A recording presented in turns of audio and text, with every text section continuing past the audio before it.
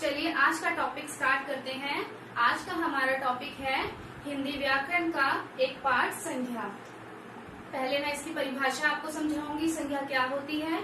संज्ञा की परिभाषा करने के बाद में इसकी पहचान हम कैसे करते हैं और इनके भेद क्या होते हैं। तो चलिए शुरू करते हैं आज का हमारा टॉपिक संज्ञा। तो संज्ञा क्या होती है? किसी भी व्यक्ति का नाम, किसी भी व्यक्ति का नाम, चाहे वो मनुष्य हो, पशु हो या पक्षी हो, किसी का भी नाम संज्ञा होता है। उसके अलावा किसी भी वस्तु का नाम, वस्तु में कोई भी चीज आ सकती है। आप अपने आसपास देखिए, आपके आसपास क्या क्या चीजें रखी हुई हैं।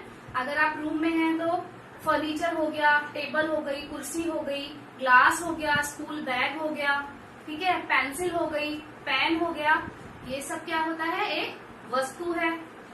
उसके बाद स्थान, स्थान क्या कौन कौन से हो सकते हैं?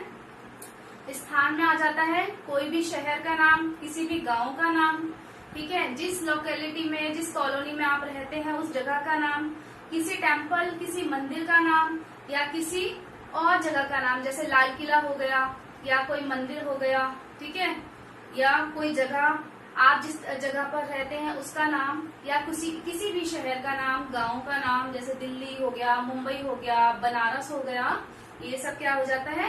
स्थान। ये भी एक संज्ञा होता है। इसके बाद में भाव, फीलिंग, जो हम फीलिंग एक्सप्रेस करते हैं, ठीक है, जैसे किसी के प्रति हम दुख जताते हैं, किसी के प्रति हम गुस्सा जताते हैं और किसी के प्रति हम खुशी जताते हैं, तो ये सब क्या हो गया?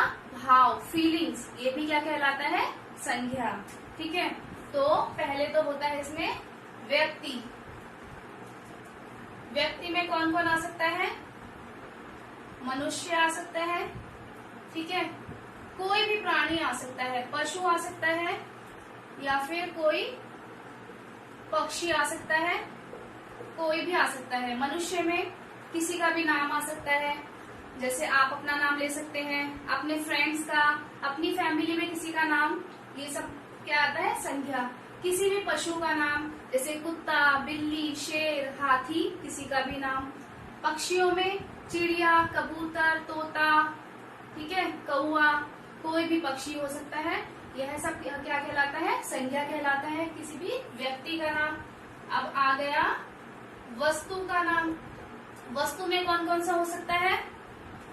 जैसे पेन, पेंसिल, ग्लास, कुर्सी, ऐसे ही बहुत सारी अनगिनत चीजें जो आप अपने आसपास देख रहे होंगे, क्या मैं अपने आसपास देख रही हूँ, यह सब क्या कहलाता है? संज्ञा कहलाता है। इसके बाद आता है स्थान। स्थान में क्या आता है? किसी भी शहर का या गांव का नाम, जैसे हम कहाँ रहते हैं? दिल्ली में रहते हैं, ठीक है, या मुंबई हो गया, हरियाणा हो गया,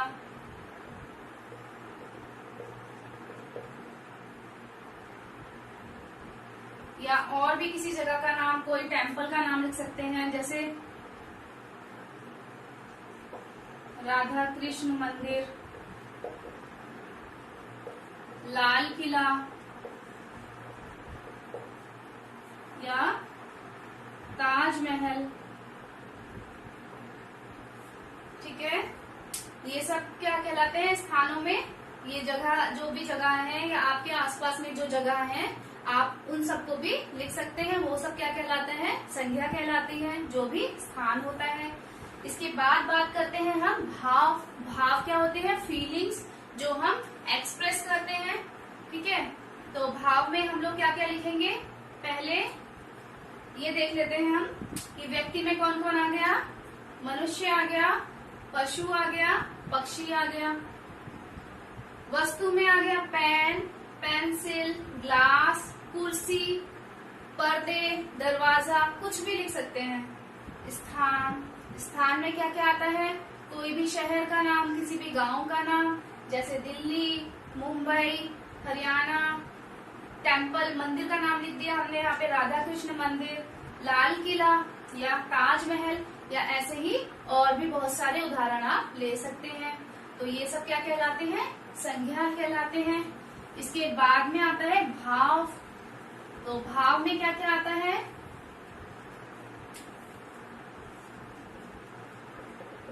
भाव में आ जाता है कोई भी हम खुशी जताते हैं किसी के लिए, दुख जताते हैं, गुस्सा जताते हैं, जो भी हमारी फीलिंग्स होती है, हमारे हम क्या एक्सप्रेस कर रहे हैं दूसरे के प्रति, भाव होते हैं वह, ठीक है। तो यह हम जताते हैं, यह भी क्या कहलाता है? संज्ञा कहलाता है, ठीक है। तो चलिए अब इसकी परिभाषा देखते हैं कि इसकी प्रॉपर परिभाषा क्या होगी।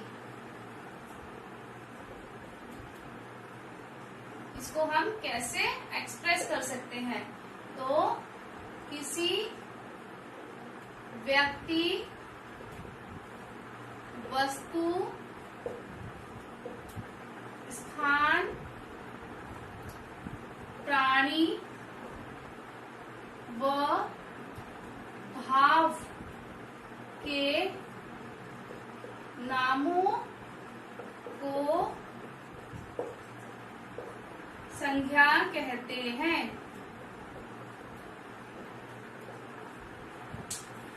किसी व्यक्ति, वस्तु, स्थान, प्राणी व भाव के नामों को संज्ञा कहते हैं। क्लियर? अभी इसके उदाहरण क्या क्या हो सकते हैं?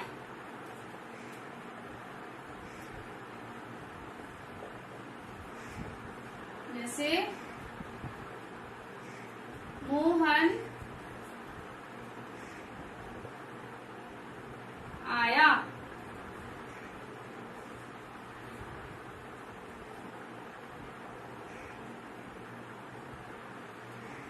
हम स्कूल जाते हैं,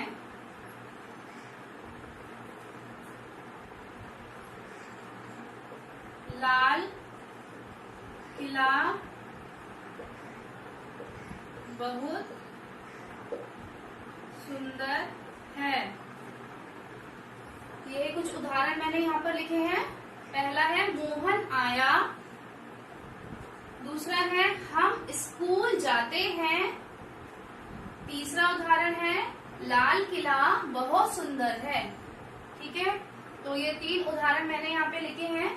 तो ये उदाहरण में संख्या क्या क्या होगी? संज्ञा होगी इसमें पहला नाम आया है, किसका आया है? मोहन का। तो मोहन क्या हो गया? संज्ञा हो गया, क्योंकि मैंने आपको बताया था किसी भी व्यक्ति का नाम। ठीक है, तो ये क्या है? व्यक्ति है मोहन। दूसरे एग्जाम्पल में, उदाहरण में हम देखते हैं हम स्कूल जाते हैं। स्कूल क्या हो गया? एक स्थान हो गया, एक जगह हो गई जिसमें आप पढ़ते हैं। तो स्कूल क्या हो गया? ये भी एक स्थान है और संज्ञा है। तीसरा उदाहरण है लाल किला बहुत सुंदर है। ठीक है, तो लाल किला क्या है? यह भी एक स्थान है, तो लाल किला भी हम क्या कहलाएगी? ये संज्ञा। तो यह हो गए संज्ञा के उदाहरण। ठीक है, मोहन आया, हम स्कूल जाते हैं, लाल किला बहुत सुंदर है। ठीक है, और भी उदाहरण हम देख सकते हैं। जैसे एक उदाहरण मैं आपको देती हूँ वस्तु के लिए। ठीक है, तो वस्तु के लिए दे सकती हूँ, यह पेन मेरा है। यह पेन मेरा है। अब इसमें आप बताइए कि संज्ञा क्या होगी? पेन। क्यों होगी संज्ञा पेन? क्योंकि ये एक वस्तु है, और वस्तु क्या कहलाती है? संज्ञा कहलाती है। ठीक है, तो परिभाषा क्या पढ़ी हम लोगों ने? किसी व्यक्ति, वस्तु, स्थान, प्राणी व भाव के नामों को संज्ञा कहते हैं। उदाहरण क्या क्या हो गए? मोहन आया, हम स्कूल जाते हैं, और तीसरा हो गया लाल किला बहुत सुंदर है, और चौथा उदाहरण क्या हो गया? यह पेन मेरा है। ठीक है, तो परिभाषा हो गई और इसके उदाहरण हमने देख लिए। चलिए अब इसके भेदों के बारे में जानते हैं कि संज्ञा के कितने भेद होते हैं और उनकी हम पहचान कैसे करते हैं।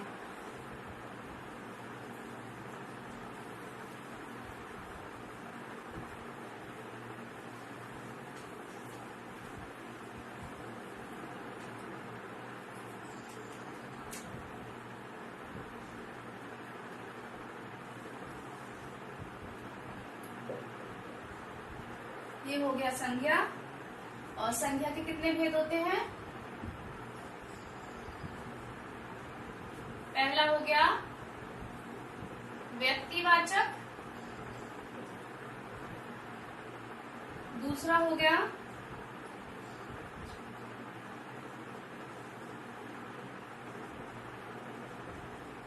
जातिवाचक और तीसरा हो गया भाववाचक।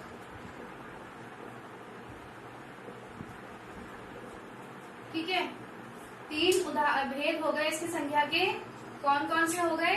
व्यक्तिवाचक, जातिवाचक और भाववाचक। अब इनको हम पहचानेंगे कि हमें कैसे पता चलेगा कि कौन सा संज्ञा का उदाहरण व्यक्तिवाचक है, कौन सा जातिवाचक है या कौन सा भाववाचक है।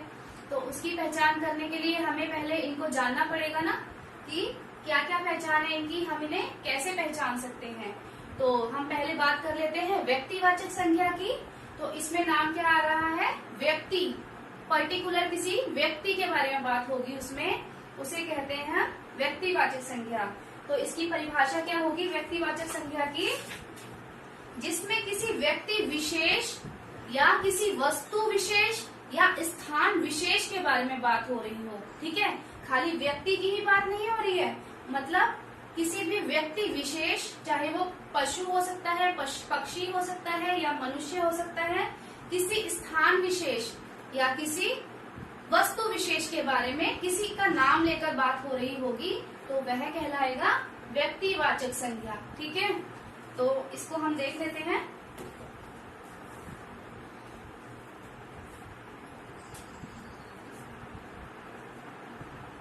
जिस संज्ञा शब्द से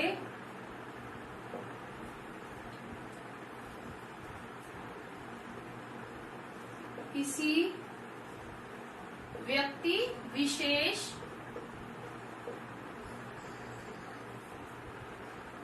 स्थान या वस्तु विशेष के बारे में बताया जाता है वह व्यक्तिवाचक संज्ञा कहलाती है।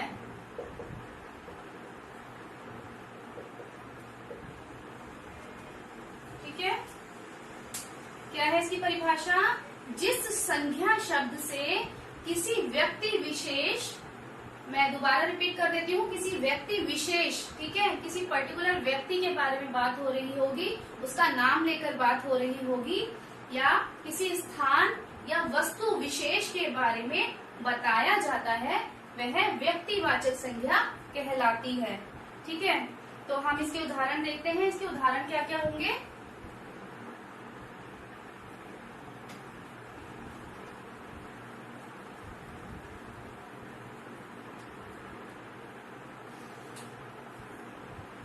पहला उदाहरण हम देखते हैं।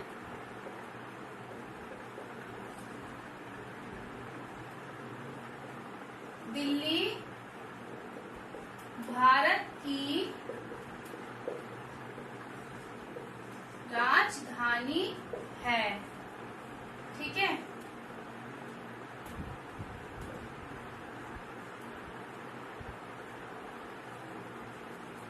अर्जुन मेरा भाई है। एक और उदाहरण हम देख लेते हैं।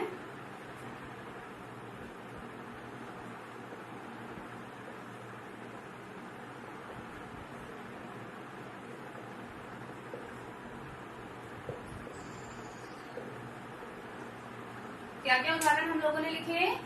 पहला लिखा दिल्ली भारत की राजधानी है।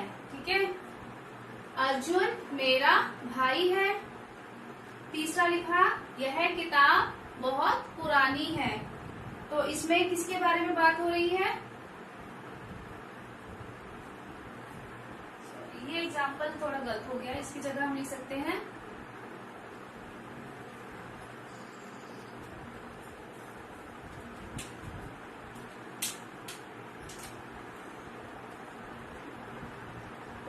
गोदान प्रेमचंद का उपन्यास है। ठीक है, गोदान प्रेमचंद का उपन्यास है। अब किस किस की बात हो रही है इसमें? किसी पर्टिकुलर विशेष बात हो रही है। कैसे हो रही है? दिल्ली भी किसी जगह का नाम है ना। विशेष की बात हो रही है, स्थान विशेष। ठीक है, तो दिल्ली क्या हो गया?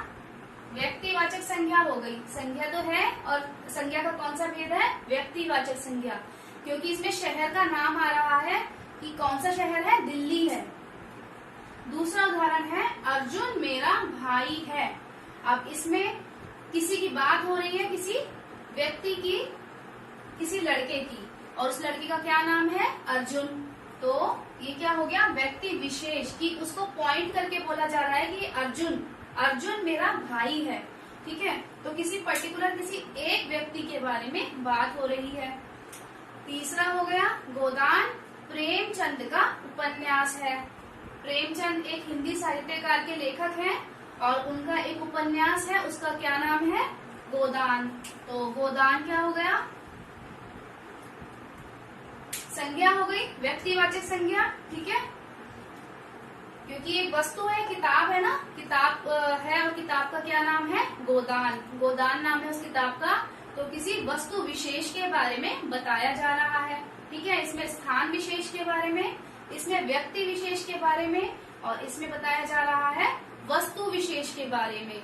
तो किसी व्यक्ति विशेष को या वस्तु विशेष को या स्थान विशेष को आधार मानकर जो उदाहरण लिखे जाते हैं वह व्यक्तिवाचक संज्ञा कहलाते हैं। ठीक है, अगला हम देखते हैं अब उदाहरण।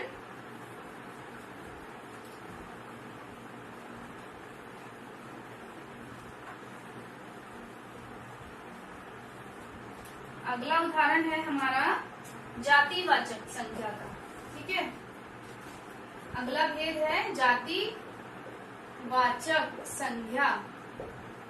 अब जातिवाचक संज्ञा नाम से ही पता चल रहा है, जो किसी व्यक्ति विशेष, अभी हमने क्या पढ़ा था व्यक्तिवाचक संज्ञा में, कि किसी व्यक्ति विशेष, स्थान विशेष या वस्तु विशेष को आधार मानकर जो बताया जाता है तो वह व्यक्तिवाचक संज्ञा होती है। लेकिन ये उसका उल्टा है, इसमें किसी व्यक्ति विशेष के बारे में बात नहीं होती, बल्कि उसकी संपूर्ण जाति के बारे में बात हो रही है। ठीक है, अगर लड़कों की बात होगी तो सभी लड़कों के बारे में बात होगी तो वह जातिवाचक संज्ञा होगा। अगर मंदिरों की बात होगी, स्थानों की बात होगी, तो सभी स्थानों को लेकर जो बात की जाएगी तो वह जातिवाचक संज्ञा कहलाएगी। ठीक है, तो इसकी परिभाषा को हम देखते हैं, उसके बाद इसके उदाहरण भी देखेंगे। ठीक है, तो इसकी परिभाषा क्या होगी?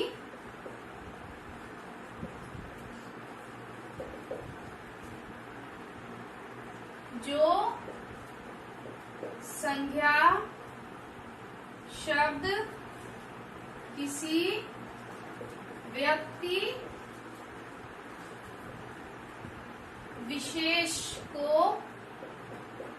न बताकर या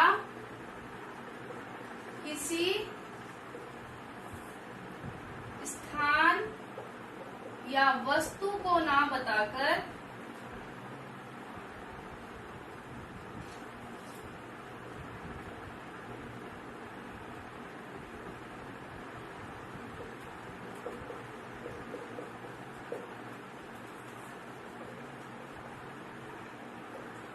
संपूर्ण जाति का बोध कराए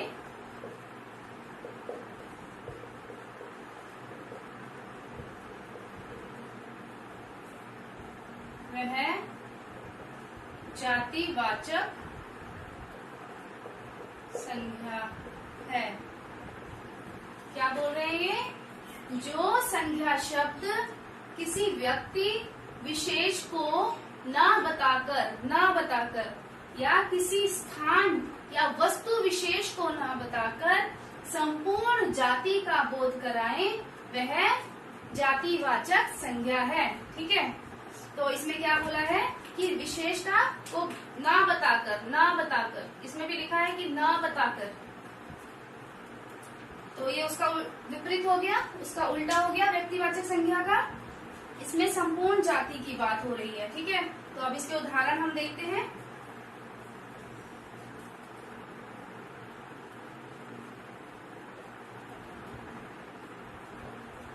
उदाहरण है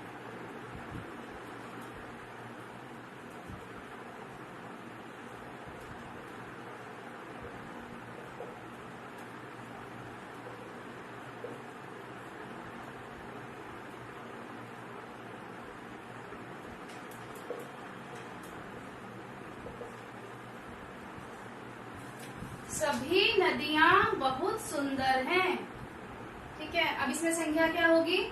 संज्ञा हो गया हमारा नदियां। नदियां क्यों? क्योंकि ये एक स्थान है, ठीक है। क्या है? नदियां। मगर नदियों के बारे में बात हो रही है, पर एक नदी के बारे में बात नहीं हो रही है, सारी नदियों के बारे में बात हो रही है कि सभी नदियां बहुत सुंदर हैं, ठीक है। तो इसमें अगर किसी एक नदी का नाम आया होता, जैसे गंगा नदी बहुत सुंदर है या यमुना नदी बहुत सुंदर है, तो हम इसमें व्यक्तिवाचक संज्ञा बताते। लेकिन इसमें सभी नदियों के बारे में बात हो रही है, यानी कि नदी की जितनी भी जातियां हैं उन सब की बात हो रही है, चाहे छोटी नदी हो बड़ी नदी हो। तो यहाँ पर क्या हो गया?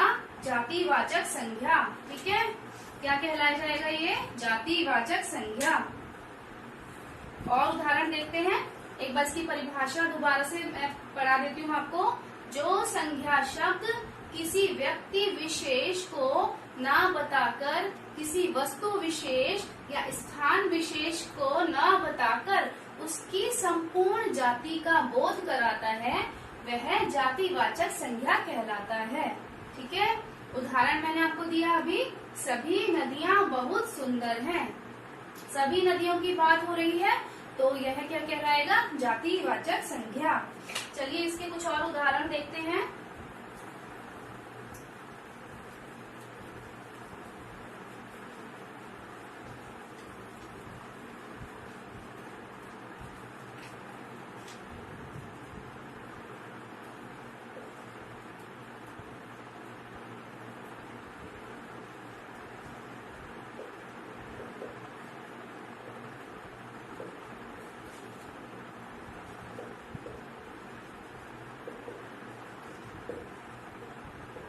गाड़ियां बहुत धीरे चल रही हैं। सारे स्कूल बंद हैं, ठीक है। तो इसमें क्या है? पहला उदाहरण क्या है? गाड़ियां बहुत धीरे चल रही हैं, ठीक है। तो इसमें क्या है? संज्ञा गाड़ियां, ठीक है। ये वस्तु है ना, गाड़ियां। लेकिन गाड़ियों में सबकी गाड़ियों की बात हो रही है, सारी गाड़ियों की, एक गाड़ी की बात नहीं हो रही है, ठीक है। ये क्या है? गाड़ियां। तो गाड़ियां क्या हो गया हमारा? जातिवाचक संज्ञा, क्योंकि सभी गाड़ियों की बात हो रही है, किसी पर्टिकुलर गाड़ी की बात नहीं हो रही है कि मारुति की है, ऑल्टो है या सुजुकी है, जो भी गाड़ी है, नेक्सॉन है, कोई भी गाड़ी है, ठीक है। अगला उदाहरण है, सारे स्कूल बंद हैं, ठीक है। सारे स्कूल बंद हैं, तो संज्ञा क्या हुई यहाँ पर? स्कूल।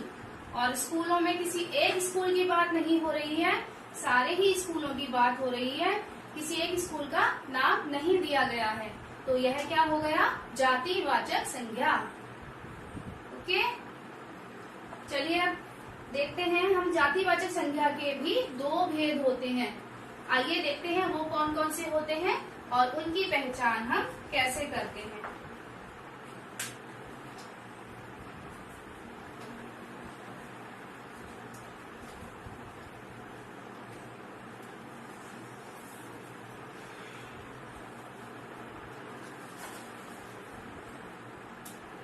जातिवाचक संज्ञा के दो भेद होते हैं, ठीक है। कौन कौन से होते हैं? पहला होता है समुदायवाचक और दूसरा होता है द्रव्यवाचक।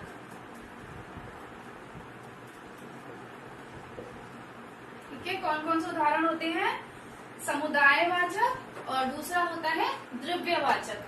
ठीक है, अब इनकी पहचान हम कैसे करते हैं कि जातिवाचक तो हमें समझ में आ गया कि जातिवाचक संज्ञा होती है ये कि जिसमें सारी जातियों की बात हो।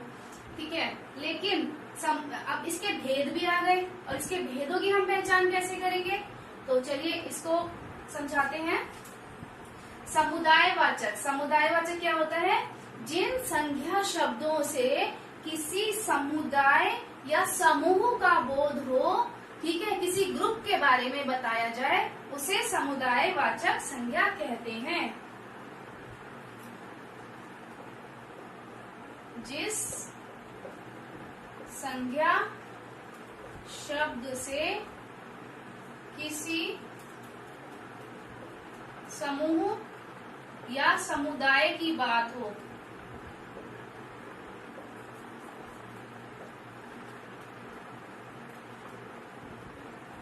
ठीक है, उसे क्या कहते हैं हम? समुदायवाचक संज्ञा कहते हैं। और द्रव्यवाचक संज्ञा, द्रव्यवाचक संज्ञा क्या होगी? जिस संज्ञा शब्द से किसी पदार्थ, द्रव्य या धातु का बोध हो, वह क्या कहलाती है? द्रव्यवाचक संज्ञा। ठीक है, क्या क्या है परिभाषा इसकी, कैसे पहचानेंगे? समुदायवाचक, जिस संज्ञा शब्द से किसी समूह या समुदाय का बोध हो, उसे क्या कहते हैं हम? समुदायवाचक। ठीक है, जिसमें किसी ग्रुप की बात हो रही हो। द्रव्यवाचक संज्ञा, जिस संज्ञा शब्द से किसी पदार्थ की, किसी द्रव्य की या किसी धातु का बोध हो। ठीक है, कोई भी द्रव्य लिक्विड हो सकता है, जैसे ऑयल हो, तेल हो गया, दूध हो गया, पानी हो गया, जूस हो गया, कुछ भी हो सकता है लिक्विड में। पदार्थ कोई भी चीज हो सकती है, जैसे चावल हो गए, चीनी हो गई, ठीक है, सब्जियां हो गई। धातु, धातु में हम कुछ भी ले सकते हैं, मेटल जैसे लोहा हो गया, सोना हो गया, चांदी हो गया, ये सब क्या कहलाता है? द्रव्यवाचक संज्ञा में आता है ये सब कुछ। चलिए अब इनके उदाहरण देख लेते हैं हम।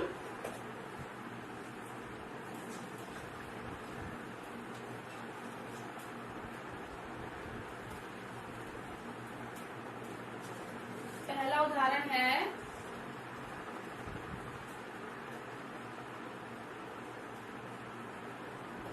कक्षा में 40 बच्चे हैं।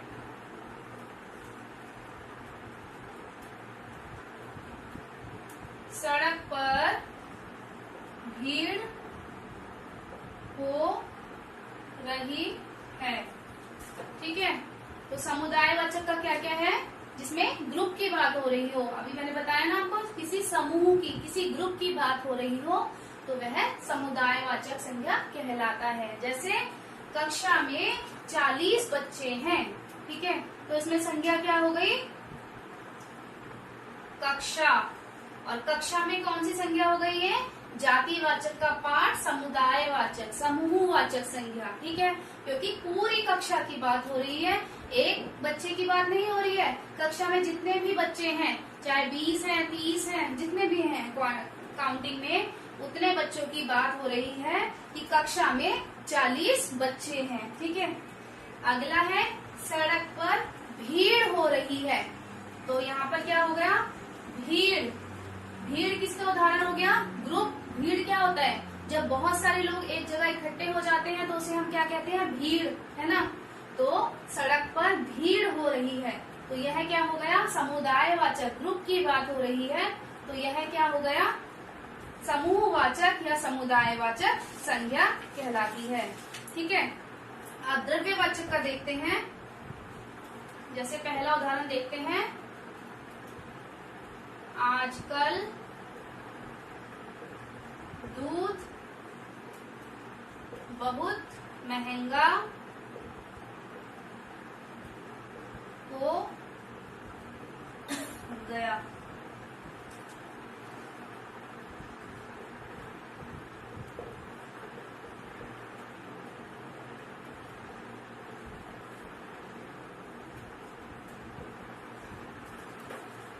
आजकल दूध बहुत महंगा हो गया। ठीक है, तो यहाँ पर लिक्विड में क्या है, क्या बताया था मैंने, द्रव्यवाचक अर्थात जिसमें लिक्विड की बात हो, किसी पदार्थ की बात हो।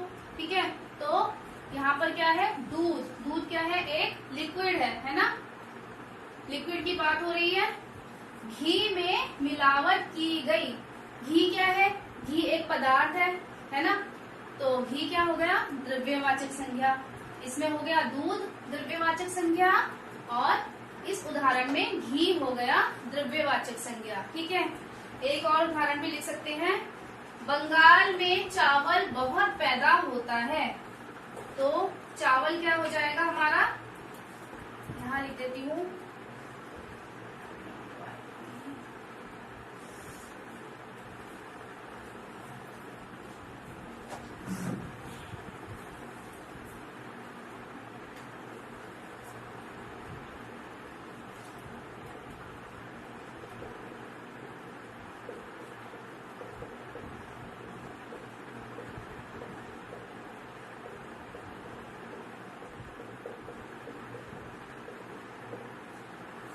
क्या उदाहरण है ये, बंगाल में चावल बहुत पैदा होता है। ठीक है, तो इसमें क्या हो जाएगा, द्रव्यवाचक संज्ञा चावल, क्योंकि चावल क्या है, एक पदार्थ है। ठीक है, एक वस्तु है, पदार्थ है, वो क्या कहलाएगा, द्रव्यवाचक संज्ञा। ठीक है, तो द्रव्यवाचक संज्ञा पढ़ ली हमने। और समूहवाचक संज्ञा, जातिवाचक संज्ञा के कितने भेद बताए मैंने, 2 भेद। कौन कौन से, एक समूहवाचक जिसमें समूह ग्रुप की बात होती है, और एक हो गया द्रव्यवाचक जिसमें किसी द्रव्य की, लिक्विड की, किसी पदार्थ की या किसी धातु के बारे में बताया जाता है, वह क्या कहलाती है, द्रव्यवाचक संज्ञा। ठीक है, अब हमारी एक संज्ञा का भेद और रह गया है, वह है भाववाचक संज्ञा। चलिए इसको डिस्कस कर लेते हैं।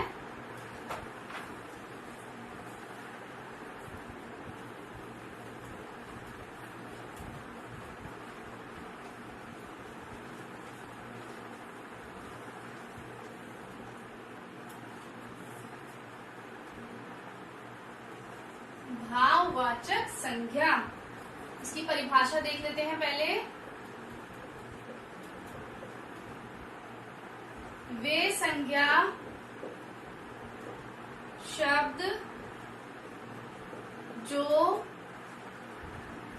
किसी गुण,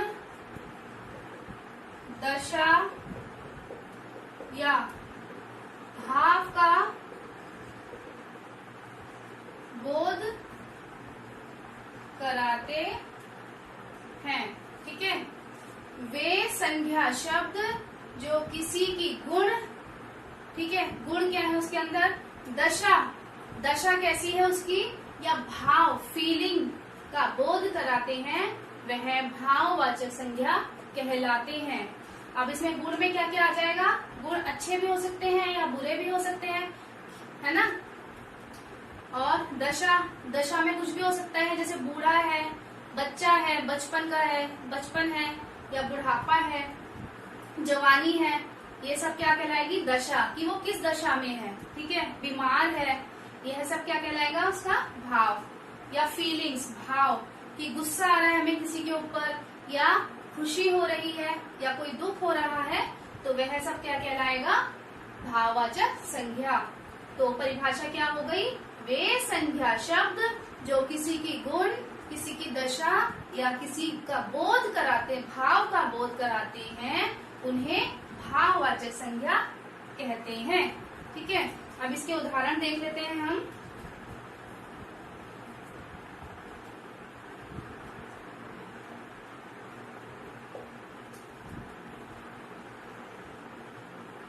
पहला उदाहरण है, बुढ़ापा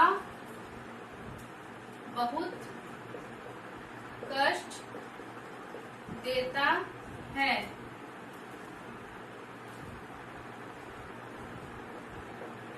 वह बचपन में बहुत शैतान था। ठीक है, क्या क्या उदाहरण लिखे हमने? बुढ़ापा बहुत कष्ट देता है। तो इसमें भाववाचक संज्ञा कौन सी होगी? बुढ़ापा। क्यों होगी? क्योंकि ये दशा बता रहा है कि वह कैसी दशा में है, बूढ़ा है वो इंसान। बुढ़ापे के बारे में बात हो रही है कि बुढ़ापा बहुत कष्ट देता है। ठीक है, अगला उदाहरण है, वह बचपन में बहुत शैतान था। ठीक है, तो इसमें क्या हो गया? बचपन। बचपन क्या है? उस बच्चे की दशा के बारे में बताया है कि जब छोटा बच्चा होता है तो वह किस दशा में होता है? बचपन में। तो वह बचपन में बहुत शैतान था। अगला उदाहरण देखते हैं।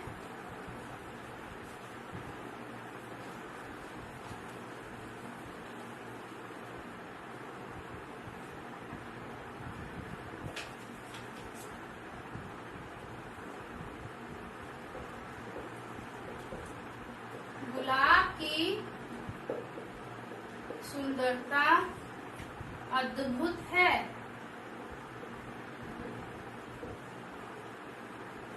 ठीक है, क्या कहा जा रहा है कि गुलाब की सुंदरता अद्भुत है। तो ये क्या बताया जा रहा है? गुलाब की क्वालिटी बताई जा रही है ना, गुण बताया जा रहा है गुलाब का कि वह कैसा होता है? सुंदर होता है। उसकी जो सुंदरता है वो बहुत ही अद्भुत है। तो यह क्या हो जाएगा? भाववाचक संज्ञा हो जाएगा।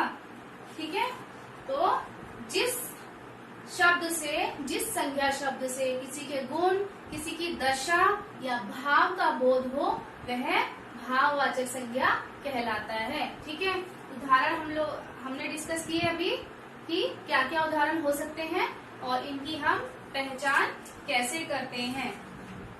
तो क्या क्या पढ़ाया मैंने आपको आज?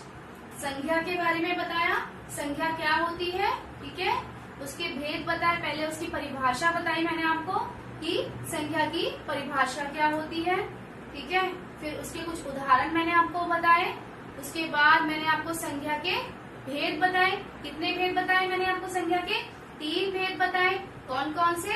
व्यक्तिवाचक संज्ञा और जातिवाचक संज्ञा और भाववाचक संज्ञा। उसके बाद में फिर हमने इसको डिस्कस किया। फिर मैंने आपको जातिवाचक संज्ञा के भी 2 भेद बताए। कौन कौन से? एक तो समूहवाचक संज्ञा और द्रव्यवाचक संज्ञा। ठीक है, तो संज्ञा हमारा कंप्लीट हो चुका है। आई होप आप लोगों को संज्ञा अच्छे से समझ में आ गया होगा। आप इस वीडियो को ध्यान से देखिए और संज्ञा को रिवाइज करिए।